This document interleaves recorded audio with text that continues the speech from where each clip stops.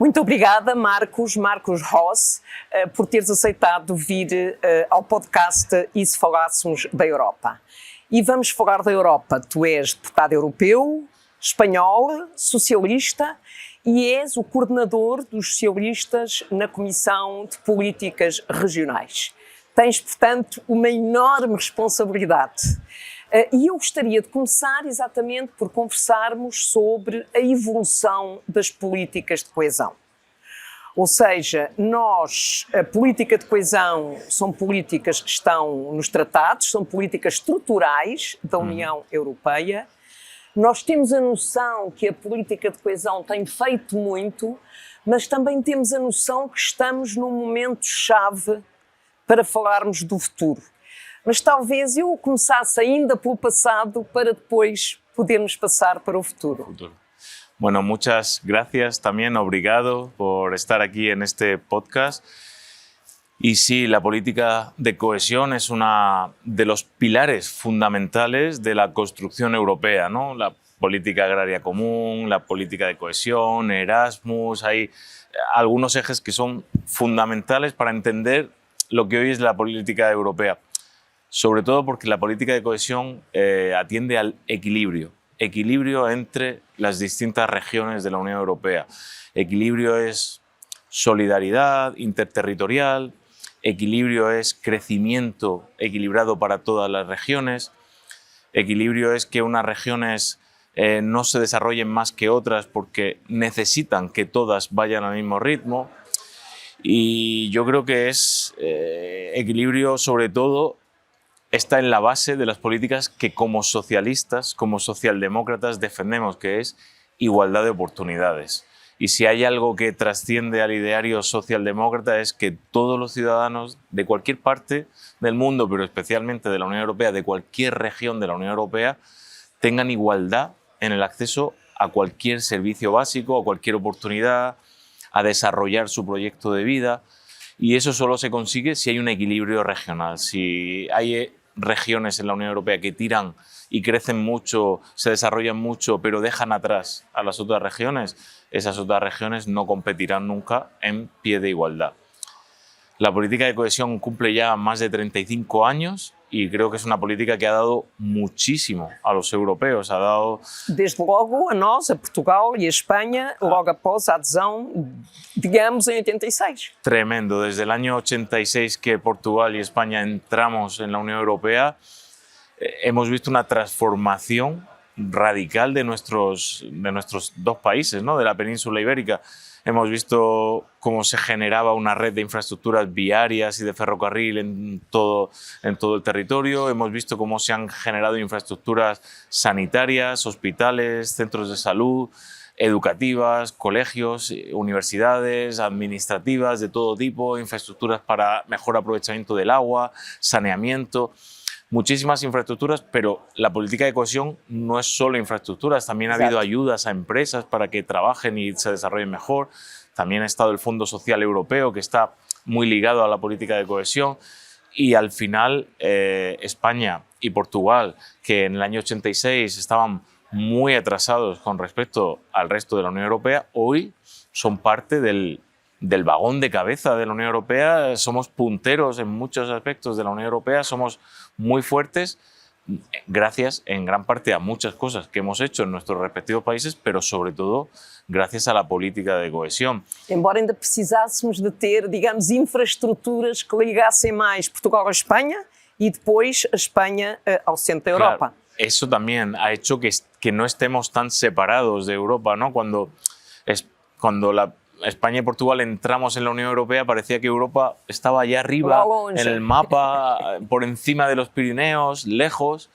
Y yo creo que hoy día, cuando la gente piensa en Europa, en la Unión Europea, ve a la península ibérica, no la ve en un extremo de la Unión Europea, la ve en el centro de la Unión Europea. Estamos marcando las políticas de la Unión Europea. Y especialmente ahora, los socialdemócratas podemos estar muy orgullosos de que estamos liderando el futuro de la Unión Europea. Hemos sido capaces de generar la excepción ibérica y que luego se ha ampliado de la energía, un modelo energético que ahora se ha exportado al resto de la Unión Europea. Ya no estamos lejos de la Unión Europea, ya estamos en el corazón de la Unión Europea y gran parte es gracias a la política de cohesión. Mas nós temos assistido nos últimos meses, designadamente na sequência da guerra da Ucrânia, da invasão da Ucrânia pela Rússia, nós assistimos, eu diria, a política de coesão, mesmo logo a seguir à Covid, dada a sua flexibilidade, o financiamento que estava disponível foi possível mobilizá-lo imediatamente para a aquisição de vacinas, para máscaras, outro tipo de equipamento hospitalar, sim, para dar uma resposta imediata à Covid. O mesmo aconteceu com a resposta imediata à guerra na Ucrânia. E havia financiamento disponível, a flexibilidade existia, foi possível mobilizar esse financiamento. Mais recentemente, temos assistido a propostas da Comissão Europeia que nos levam a refletir sobre como é que podemos preservar a política de coesão no futuro. Imagino que isto é uma coisa que também te preocupa. Sí, eso ahora mismo desde el Grupo Socialista, en el grupo de trabajo de la Comisión de Desarrollo Regional, de REGI, hemos abierto un debate que queremos que acabe en enero con un documento de posición del Grupo Socialista entero, en el cual estamos analizando el futuro de la política de cohesión. Pero antes de entrar en el aspecto propositivo de cuáles son nuestras propuestas para el futuro, queremos ver qué le está pasando a la política de cohesión. Y tienen mucha razón, en los últimos años, especialmente esta legislatura, la política de cohesión está sufriendo algunas amenazas. La primera amenaza es de antes, viene de antes de todos estos acontecimientos, y es de siempre ha habido países que sí, piensan que ellos ahorran un dinero que nosotros gastamos.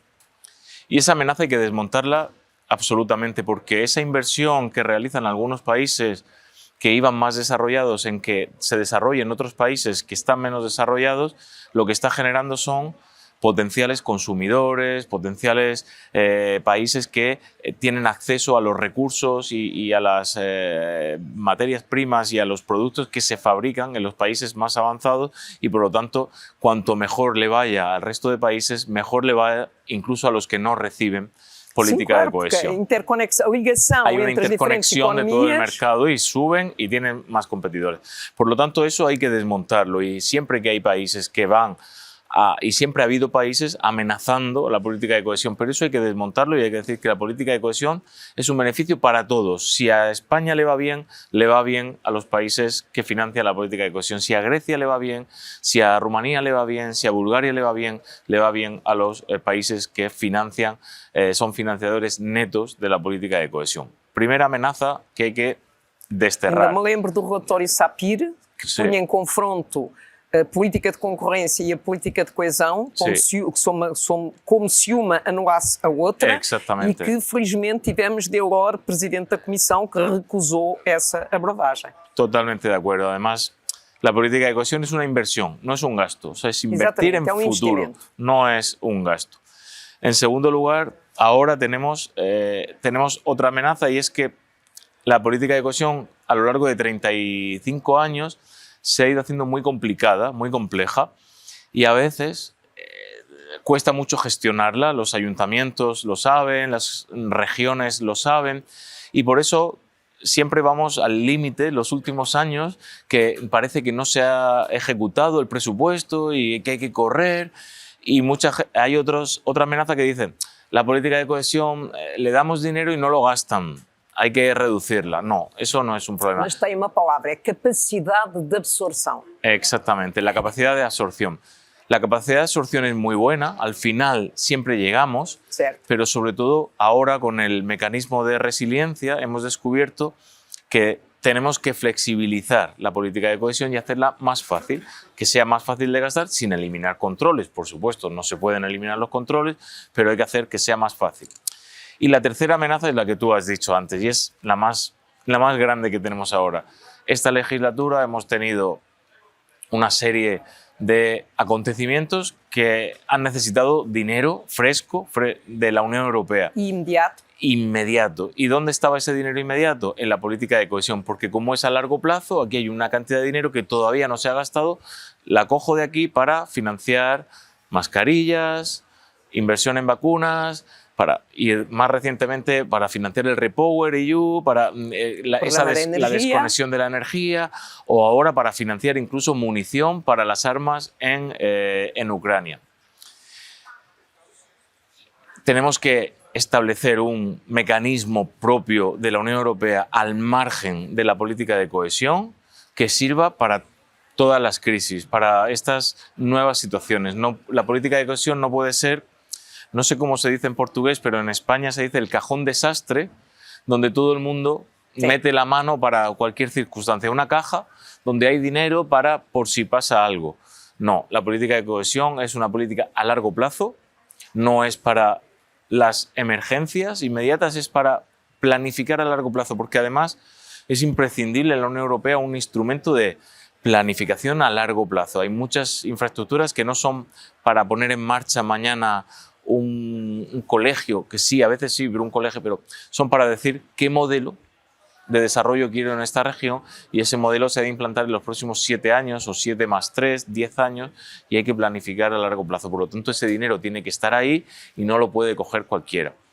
Esas son las amenazas que tenemos, pero tenemos retos de futuro. Y es que tenemos amenazas, retos y luego vamos a las propuestas.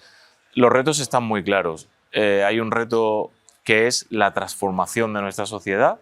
La Unión Europea ha decidido transformar digitalmente, transformar ecológicamente y transformar socialmente. Son las 3 grandes transformaciones. Yo creo que eso para la política de cohesión es un reto. Es decir, además del equilibrio territorial, ¿podemos afrontar esas transformaciones en el equilibrio territorial, pero ayudando a esas transformaciones? Sim, qualquer uma dessas transformações são importantes no próprio desenvolvimento das regiões. Exactamente. Para que una región se desarrolle, las regiones menos desarrolladas, es muy importante que hagan la transición que a lo mejor otras regiones van a hacer sin ayuda. Por lo tanto, tendremos que empezar a pensar que la política de cohesión no es solo para financiar crecimiento, sino crecimiento y cambio de modelo. Cambio de modelo a una sociedad más digitalizada, cambio de modelo a una sociedad respetuosa con el medio ambiente y cumplidora con el Pacto Verde, y cambio de modelo a una sociedad más equilibrada que no deja a nadie atrás. Son nuestras 3 grandes transiciones. Y tenemos algún reto más. Tenemos la despoblación en Europa, que es un problema grandísimo que no sufren todos los países de la Unión Europea, pero hay países que sí. España lo sufre, Portugal una parte también lo sufre, Francia sufre una parte también, Rumanía y los países del este lo sufren también. Si nos vamos a Alemania o a Países Bajos no lo sufren, están superpoblados. Pero hay territorios de la Unión Europea que están perdiendo población de una manera constante y constante y constante. Y al final van a quedar como territorios donde vivir supone una desigualdad de oportunidades muy grande, porque la despoblación lleva aparejada desaparición de servicios, de infraestructuras, de atención, y no podemos permitir eso. Tenemos que luchar contra eso. Por lo tanto, yo creo que la política de cohesión tiene esos 2 retos: las transformaciones, las 3 grandes transformaciones de modelo que queremos hacer, y ayudar a luchar contra la despoblación en algunos lugares de la Unión Europea. Y hay un último pequeño reto, y es que la política de cohesión no llega a las regiones que están muy desarrolladas. Pero en los últimos años estamos viendo dentro de las regiones muy desarrolladas, especialmente las grandes áreas metropolitanas de las capitales europeas, Lisboa, Madrid, París, con áreas suburbanas extremadamente complexas, desfavorecidas, extremadamente empobrecidas. Y la política de cohesión también tiene que ir ahí, porque aunque el indicador macro de la región dé muy bien, hay zonas que están muy mal desarrolladas. Yo a eso lo llamo, siempre en Regi, lo llamo microcohesión, y estoy luchando para que esté incluída en el próximo período de financiación. Período financeiro. Isso é uma questão muito complexa, porque é uma questão que temos vindo a discutir há algum tempo, e de facto o facto das regiões estarem definidas, há dentro de algumas regiões, particularmente aquelas que se desenvolvem em torno de metrópoles mais desenvolvidas, há de facto uma grande desigualdade dentro das regiões. Correto. E de facto, como tu dizias, nós temos que encontrar forma de ir buscar e de chegar às zonas suburbanas. Estou a pensar na zona suburbana de Paris ou de Berlim, por exemplo. Berlim conseguiu encontrar uma solução com a criação, digamos, de uma sub-região, Isso. e penso que é um bom exemplo, mas sobretudo, como tu disseste, é necessário continuar a defender a identidade da política de coesão. Porque, por exemplo, no caso da transição climática, as regiões menos desenvolvidas na União Europeia também são as regiões que são mais afetadas pelas modificações do clima, com as secas, com as inundações, são regiões particularmente afetadas e onde é fundamental combater as alterações climáticas, mas é fundamental fazer investimentos. Sí, totalmente, porque hay muchísimas regiones de la Unión Europea, especialmente en la zona sur, que se van a ver más afectadas por las condiciones del cambio climático que en el norte, porque ya lo estamos sufriendo. Yo vengo de una región en el Mediterráneo, la región de Murcia, que está sufriendo ya temperaturas extremas. El verano pasado tuvimos 60 días por encima de 37 grados de media. Y eso nunca había pasado. Lo normal, en un verano normal, climáticamente hablando, son 8, 10, 12 días, 60 días durante el periodo estival. También estamos sufriendo periodos de sequía muy prolongados en la Unión Europea. Tenemos un debate en este pleno sobre la sequía y la crisis del agua en la Unión Europea, pero especialmente lo vivimos los países del sur, España, Italia, Portugal, Grecia, Eslovenia, Croacia. Lo estamos viviendo mucho más acuciadamente. Tenemos la amenaza de la subida del nivel del mar, que todos los países ribereños del Mediterráneo y del Atlántico lo vamos a sufrir, y Portugal también lo puede sufrir. Tenemos los episodios de lluvias torrenciales y especialmente las regiones más desfavorecidas o menos favorecidas, como se denominan en la política de cohesión, suelen tener menos capacidad de resistir a estos problemas derivados del cambio climático. Por eso yo decía antes que el desarrollo no es solo desarrollo económico, sino también ayudar a la transición climática. ¿Cómo se ayuda a la transición climática? De dos maneras.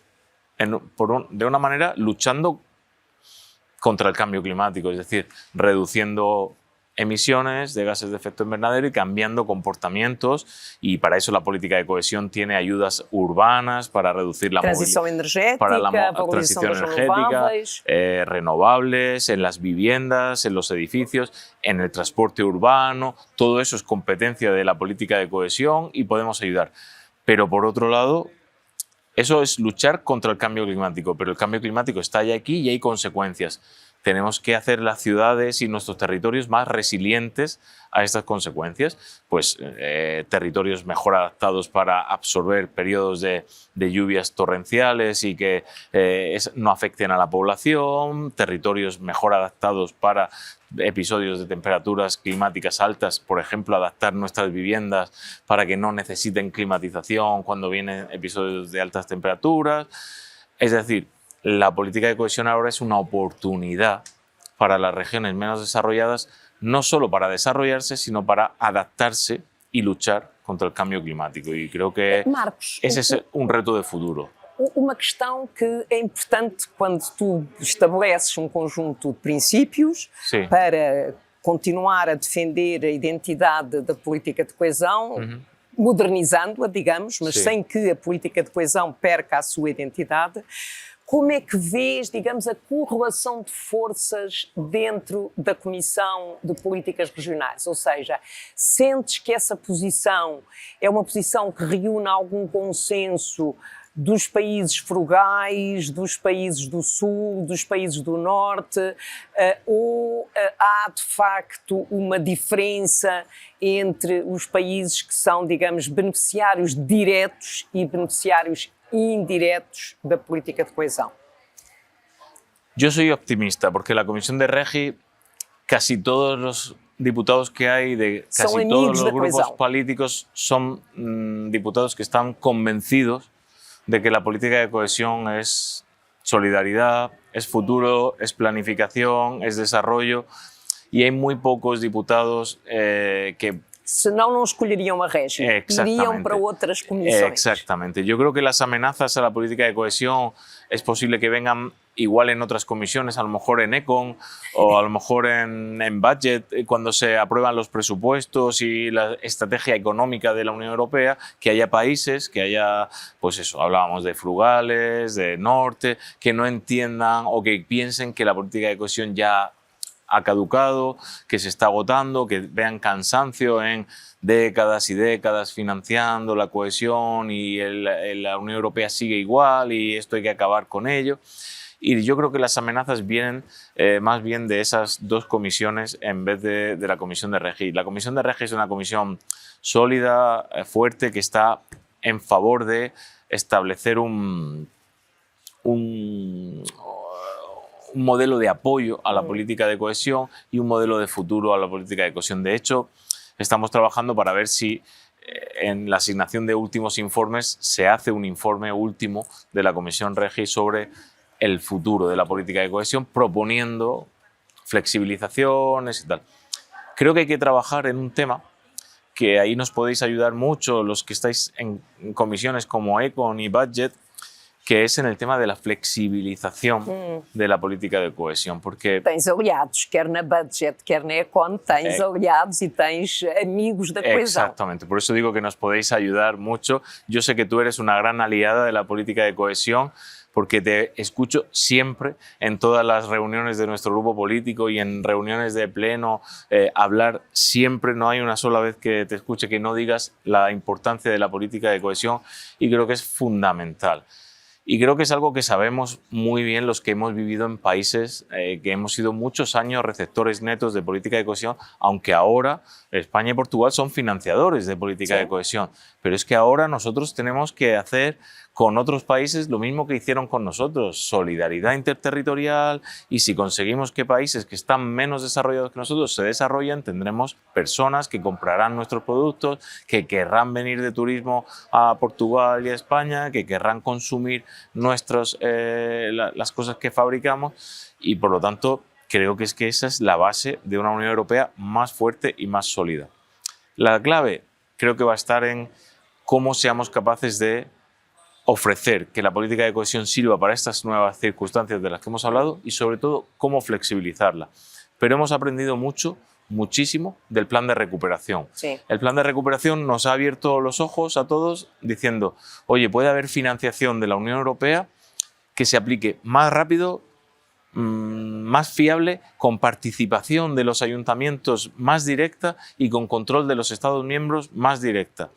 Y que va mucho más rápido, porque en 3 años, en 3 años vamos a ser capaces de aplicar casi el doble del presupuesto de una política de cohesión que es para 7 años. Exactamente. Son 750.000 millones de euros para 3 años y la política de cohesión son 375.000 millones de euros para 7 años. Por lo tanto, es casi el cuádruple de velocidad y algo tenemos que aprender. Uno, que se puede ayudar a las empresas, como están haciendo en España se llaman PERTES, pero seguro que en Portugal tiene otro nombre, los planes de transformación empresarial, de dinero de la Unión Europea para transformar el sector del automóvil, con préstamos a las grandes empresas del automóvil para que empiecen a fabricar vehículos eléctricos. Tenemos que apoyar al tejido empresarial y eso también es cohesión. Y ahí tenemos problemas con algunos países que no lo ven. Y yo también pido aliados ahí en Econ y en Budget. Y sobre todo tenemos que incorporar la gobernanza de los ayuntamientos, de las regiones, control sí, pero una gobernanza más flexible para que sea más rápido, para que unos fondos europeos que recibe un ayuntamiento hoy los pueda aplicar pronto y justificar en 1 año y medio y no tenga que estar 6, 7 años envuelto en una EDUSI. Mais rápido e com menos burocracia, mais transparente, isso é e menos burocracia. E menos burocracia, exatamente. Muito obrigada, Marcos, por teres estado aqui a debater a política de coesão e continuaremos seguramente a trabalhar juntos. Muito obrigada. Obrigado, yo también, y gracias por la invitación y sobre todo por el esfuerzo que haces en difundir lo que hacemos desde el Parlamento Europeo. Obrigada.